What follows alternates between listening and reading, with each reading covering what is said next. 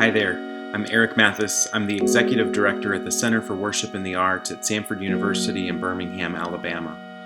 Like so many of you, our work has changed in recent weeks.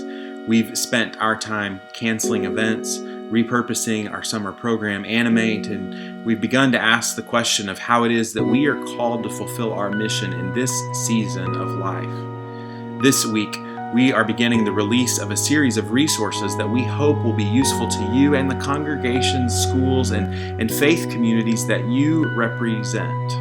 You may have already seen some of these resources that we're publishing on our blog, which is on our website. Today, in this email, you're having a link to a new resource called Praying the Headlines. Praying the Headlines is a way of practicing prayer that we learned about from a partner friend of ours. It's a creative and visual way to think about praying. Each week on Wednesday, we're going to release a prayer guide for you that will take about 4 or 5 minutes. You might want to use that personally.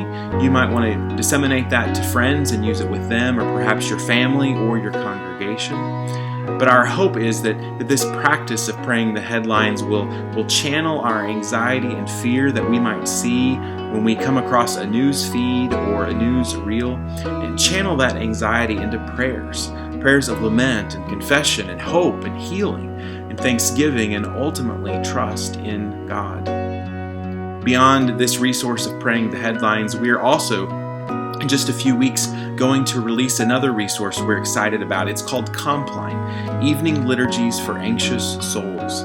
COMPLINE is the final office in the day of the Christian tradition of praying the hours.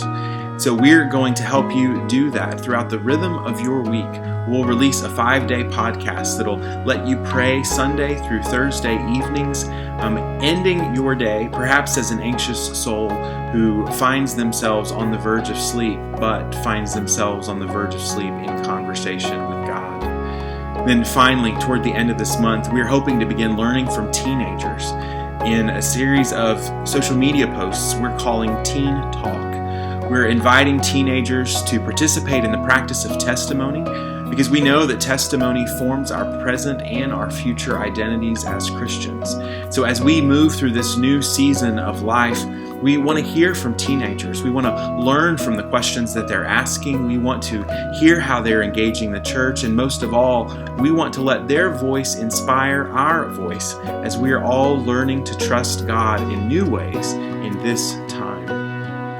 As you journey together, remember that you are not alone.